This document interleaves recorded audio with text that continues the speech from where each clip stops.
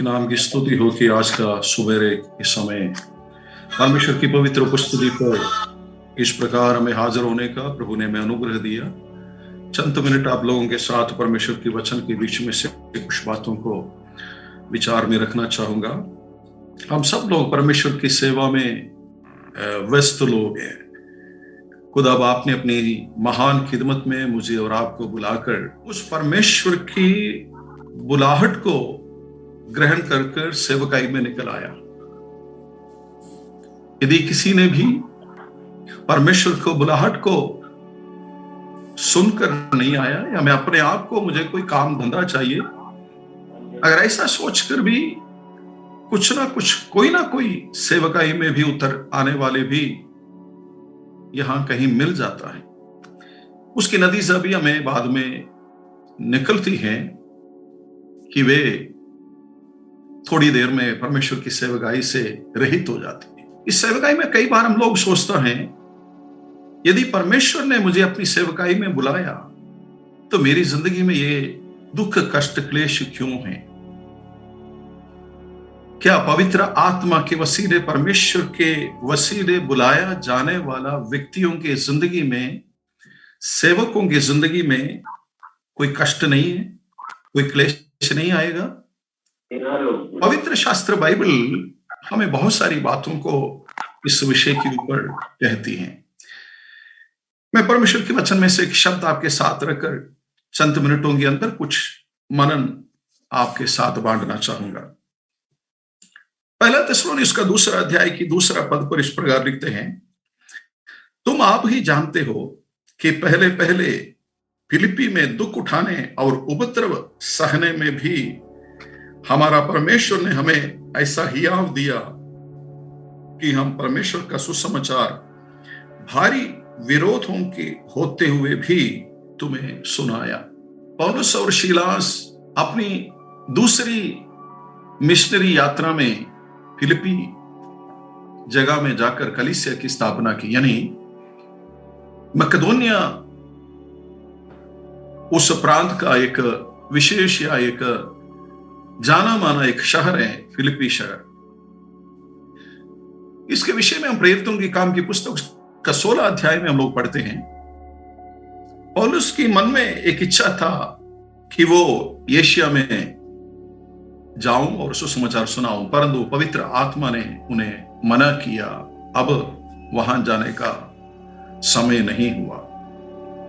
पौलुस दोबारा सोचने लगा, क्यों ना मैं बिथुनिया की तरफ चला जाऊं।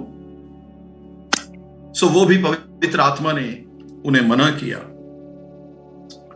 प्रेरितों की काम की पुस्तक 16 अध्याय में इस विषय के बारे में पाया जाता है।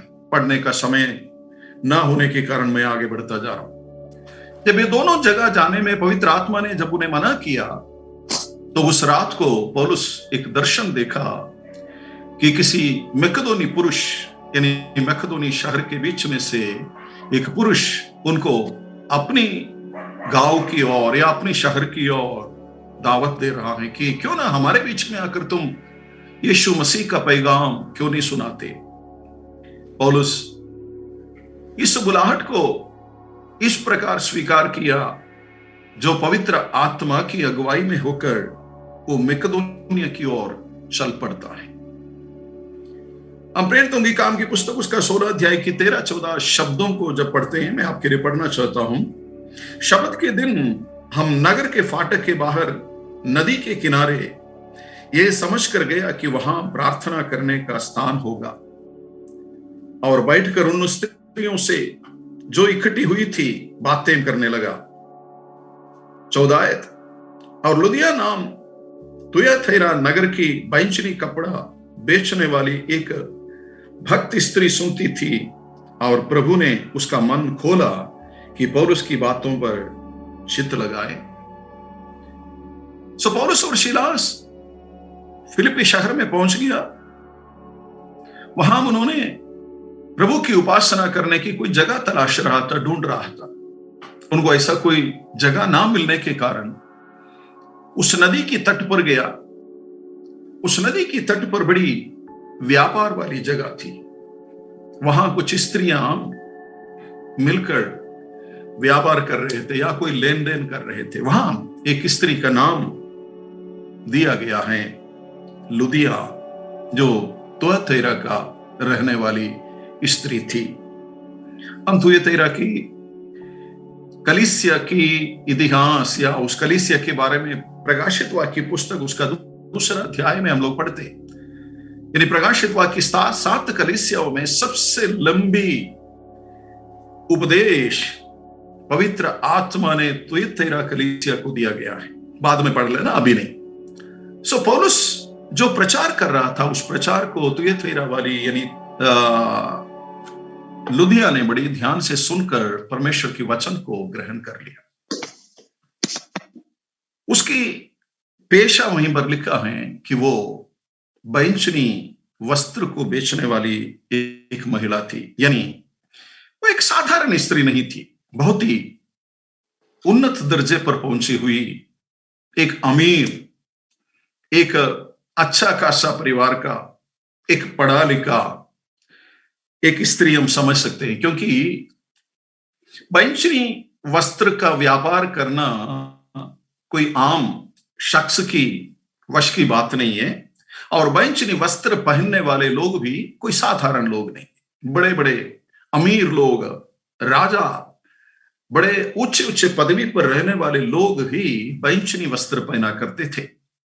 उस बैंचनी वस्त्र को लेन देन करने वाला और बेचने वाली एक स्त्री थी तुअतैरा की, ये स्त्री यानी लुदिया की दिल को परमेश्वर ने खोल दिया और सुसमाचार उन्होंने ग्रहण कर पौलुस को और शीलास को अपना घर पर उन्होंने दाखिला दिया। यानी मैं कहना चाहूंगा फिलिप्पी कलीसिया का पहला मेंबर ये लुदिया बन गई। तो एक बहुत बड़ी ताजुब या आश्चर्यजनक वाली बात यह है कि मैं आपसे ये संदेश को देखकर आगे बढ़ूंगा। पौलुस दर्शन क्या देखा था? एक पुरुष, मकेदोनी एक पुरुष उनको बुलाते हुए, परंतु सामने आया कौन?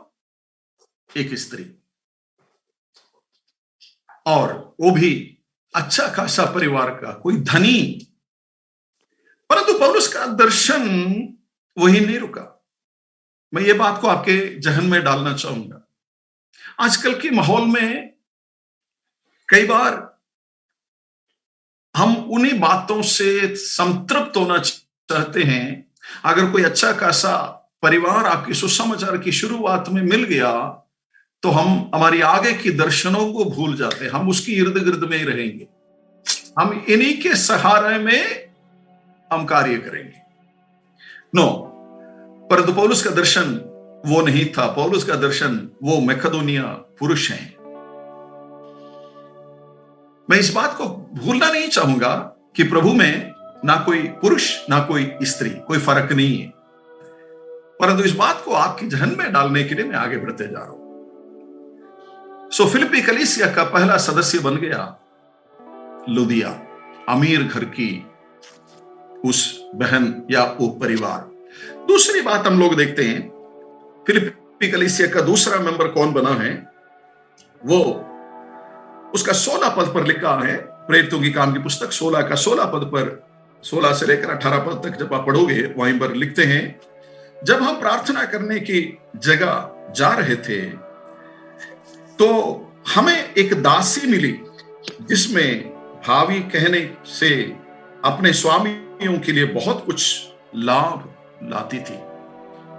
तो यहां दूसरा मेंबर, दूसरा सदस्य, फिलिप्पी कलीसिया का दूसरा मेंबर वो कौन है? उसका नाम तक भी यहां देने को नहीं कहा, या यानी उसका नाम भी नहीं लिखा, एक दासी लिखा है।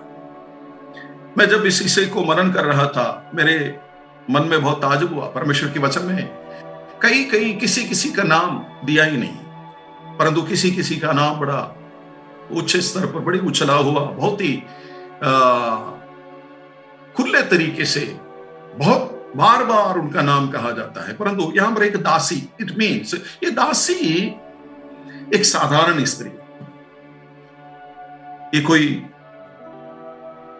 समाज का एक निचले वर्ग का हो सकता है, अनपढ़ हो सकता है, दूसरों के लिए गुलाम करने वाला, गुलामी करने वाला। यहां पर दासी लिखा, वहीं पर शब्द भी लिखा है ना, वो दूसरों के लिए कमाई करती थी, या उस दासी की वसीले कुछ लोगों ने लाभ उठाया करता था। तो एक दिन पौलुस और दोनों खिदमत के लिए जा रहा था। ये दासी, ये स्त्री पीछे पड़ गया। पीछे पड़कर क्या क्या बोलने लगा, ये तो परमेश्वर के पैगाम को सुनाने वाले परमेश्वर के भक्त लोग हैं। बड़ी अच्छी संदेश दिया ना, उनके खिलाफ में कुछ नहीं बोला। जो वाक्य ही जो काम करता है ना, वही बात को कह रहा था। यदि हमारी जिंदगी में तो हम क्या सोचेंगे, शाबाश, बल्ले बल्ले, है ना, हमारे बारे में अगर इतनी कुछ अच्छी अच्छी खबरें बिना कुछ मेहनत किए हुए कोई कह रहा है, तो हमारा सिर थोड़ा ऊपर हो जाता है ना। पर उस स्त्री ने एक रोज नहीं, 2 दिन नहीं, 3 दिन नहीं, कई दिनों तक इस प्रकार करती रही। तो पौलुस को यह बहुत बड़ा मुश्किल में डाल दिया। सो पौलुस ने उस स्त्री की और मुड़ा, और उसके ऊपर जो दुष्ट आत्मा थी, उस दुष्ट आत्मा के उसको डांटा, और उस स्त्री आजाद हो गई, स्वतंत्र हो गई। मैं एक संदेश इसके बीच में से आपको देकर आगे बढ़ना चाहूंगा। फिलिप्पी कलीसिया का दूसरा विश्वासी है ये साधारण स्त्री। ये साधारण स्त्री प्रभु में इसलिए आया क्योंकि उनको चंगाई मिली। उनकी जिंदगी में उनको परेशान कर देने वाला, दूसरों को गुलामी करने को जो मजबूर किया करते थे, उस दुष्ट आत्मा से आजाद होने के नाते ये बहन प्रभु को ग्रहण कर ली। मैं इस प्रकार इस बात को बताना चाहता हूं, या आपकी सोच में इस बात को डालना चाहता हूं। उस स्त्री का काम धंधा क्या था? भावी बताने वाला, भविष्य बताने वाला। कोई आजकल भी हमारे देश में ऐसा बहुत सारे लोग रहते हैं। हो सकता है हमारे कई विश्वासियों के बीच में भी आज भी उस अंधविश्वास में रहने वाला कोई ना कोई होगा। यस, हम ऐसा बहुत सारे लोगों को मिलता है, विश्वास में आने के बावजूद भी उन अंधविश्वासों को नहीं छोड़ते हैं। अभी भी मुहूर्त देखता है, अभी भी अच्छी टाइम की इंतजार करता है, अब टाइम नहीं हुआ, है ना। हमारे बारे में दूसरों का सोच क्या है, विचार क्या है, हम भावी आज भी ढूंढने वाले लोग विश्वासियों के बीच में बहुत होता है। यदि आज सुबेरे के समय आपके जिंदगी के अंदर ये काम, ये धंधा, ये स्वभाव आज के दिन तक हटी नहीं है, तो आज परमेश्वर की आत्मा आपसे बात कर रहा है। क्योंकि उस वचन में जब आप पढ़ोगे 16 अध्याय उसकी 16 पद से लेकर 18 पद तक, जब उस स्त्री में से वो दुष्ट आत्माएं निकल गई, वो आजाद हो गई, वो फिर उस धंधे में वापस नहीं लौटा। मेरे अजीजों, मेरे प्रियजनों, मेरे और आपके जीवन के लिए ये बहुत ही मायना रखता है। हम आत्मिक जीवन में आगे बढ़ने वाले लोगों के बीच में परमेश्वर हमें अनुग्रह दे, ताकि इन अच्छी अच्छी बातों को हम अपने जीवनों पर ले। तीसरी व्यक्ति हमें मालूम है, वो बंदी गृह का दरोगा था। उसके बारे में भी काफी डिटेल में परमेश्वर की वाणी वचन कहते हैं, परंतु पढ़ने का वक्त तो हमारे पास बिल्कुल कम है। जब इस दासी की या इस भावी कहलाने वाली व्यक्ति को जब प्रभु में लेकर के आया, तो वहां पर हंगामा मचना शुरू हो गया। प्रभु की इच्छा है तो मैं आगे इसके बारे में फिर आपको बताऊंगा। हंगामा शुरू हो गया, तो आगे की बात हमें मालूम पड़ता है कि पौलुस और शीलास को उपद्रव सहना पड़ा। उनको मार कूट कर उनको जेल खाने में डाल दिया। वहां ये माहौल के बारे में हम सब लोग जानता है। उन हालातों के बीच में भी पौलुस और शीलास अपनी दुख दर्द को भूलकर, अपनी हालातों को भूलकर परमेश्वर की उपस्थिति पर प्रार्थना करने लगा, आराधना करने लगा, है ना। बीते कल तक आजादी के साथ चलने फिरने वाले, कोई बंदिश नहीं था, सभी के साथ खुले डुल्ले जाकर परमेश्वर की वचन को बताने वाले लोग आज पूरी शरीर में वेदना से भरा हुआ, मार पिटाई से उनका शरीर पूरा जख्म हो चुके हैं, हाथ पांवों को जंजीर से बांधा गया है। उस हालातों में भी उस जेल खाने के अंदर वे दोनों स्तुति और आराधना करना आरंभ किया। और चंद समयों के अंदर हम देखते हैं उस आराधनालय का नींवें हिलना शुरू हो गया। जितने भी बंधुए थे सभी की जंजीर खुल गया। आराधनालय के सारे फाटके, दरवाजे सब खुल गया। तो दरोहा को पता चल गया कि ऐसा ऐसी घटना हुआ। तो उसने सोचा कि मेरे सारे बंधुए भागे, इसलिए उसने अपने जीवन में निर्णय ले लिया, क्यों ना मैं अपने आप को समाप्त करूं।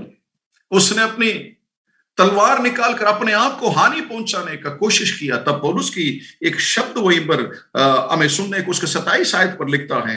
मैं उसके सिर्फ आखिरी हिस्सा पढ़ूंगा। परंतु पौलुस ने ऊंचे शब्द से पुकार कर कहा, अपने आप को कुछ हानि ना पहुंचाना, क्योंकि हम सब यहां हैं। पौलुस कहता है, हे दरोगा साहब, अपने आप को कोई हानि नहीं पहुंचाना, अपने आप को मारना मत। इस आत्महत्या के लिए तुम कोशिश मत करना। बीते रात तक या बीते कल तक जितने भी इस जेल खाने के अंदर बंद थे, हम सब लोग यहीं पर हैं, कोई यहां से भागा नहीं, इसलिए तुम अपने आप को हानि नहीं पहुंचा। मैं दो तीन बातें कहकर समाप्त करता हूं। उस पहला स्त्री यानी लुदिया, एक ऊंचा घराने की महिला, सुसमाचार को सुनकर प्रभु यीशु मसीह को ग्रहण किया है। आज के जमाने में बहुत ही कम इस दर्जे के लोग मिलता है ना। सुसमाचार सुनाकर या सुसमाचार को पढ़कर ग्रहण कर सुसमाचार ने ही उनकी जिंदगी को बदला, ऐसा बहुत कम आज के जमाने पे मिलता है। आज के जमाने में मिलने वाला लोग कौन है? जो दूसरे किस्म की है ना। हर एक पास्टर का यही मन की सोच है, इच्छा है कि बड़े बड़े चमत्कार हो जाए, चिन्ह हो जाए, है ना। यस, चिन्ह और चमत्कार कलीसिया को परमेश्वर ने दिया हुआ सेवकाई का एक हिस्सा तो जरूर है, परंतु चिन्ह और चमत्कार नहीं है कलीसिया की स्थापना का बुनियाद। कलीसिया की स्थापना का बुनियाद या विश्वासियों का यानी एक व्यक्ति प्रभु यीशु मसीह को ग्रहण करने का बुनियाद जो है वो परमेश्वर का पाक कलाम है, परमेश्वर का वचन है। मुझे सुनने वाले मेरे सारे सहकर्मियों से मैं आग्रह करूंगा, देखिए चिन्ह और चमत्कारों पर आप ज्यादा विश्वास ना करिए, क्योंकि खुदा की कलाम में लिखता है ये सब हट जाने वाली बातें। कितनी रोगी बीमार जो आपने प्रार्थना कर कर प्रभु में आया, क्या आज वो कलीसिया में है? नहीं। अपनी शिफा ले लिया, अपनी चंगाई ले लिया, वो अपनी रास्ते पर चल पड़ा है, वो टिके नहीं। होगा कुछ ना कुछ इक्का दुक्का लोग जरूर हैं।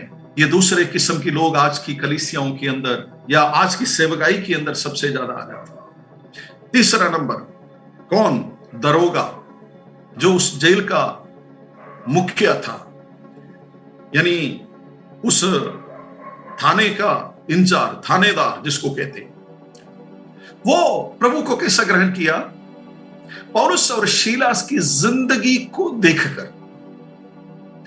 दरोगा के साथ सुसमाचार बांधा नहीं है, क्योंकि उसने ही उसको उपद्रव किया या उपद्रव देने का कुछ आदेश दिया होगा, उसके कब्जे में पड़ा हुआ है, उसने कोई सुसमाचार नहीं सुना। परंतु इस जेल खाने के अंदर भी वे अपनी दुख दर्दों को भूलकर, अपनी जगम का परवाह ना किए हुए, अपने हाथ पैरों को आजाद भी ना होने के निमित्त भी वे लोग अपने परमेश्वर की स्तुति और आराधना की या उपासना किया। उसकी जिंदगी को देखकर इस दरोगा ने प्रभु को ग्रहण कर लिया। मैंने उसका 27 पद को आपके सामने रख दिया। तो उसने अपने आप को मारने को तुला था, परंतु पौलुस कहा, हे साहब, अपने आप को मारना मत, तुम्हारी जिंदगी को तुम बर्बाद मत करना, हम यहां हैं।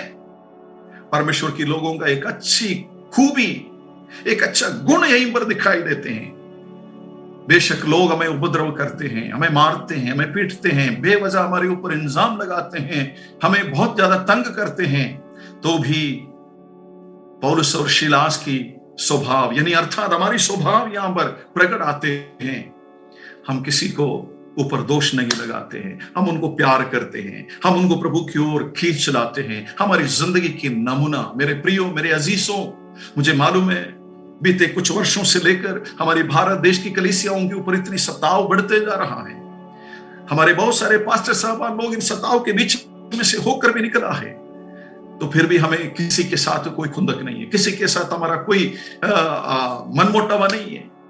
हम उनको अपने बगल में, अपने करीब में लेकर आना चाहता है।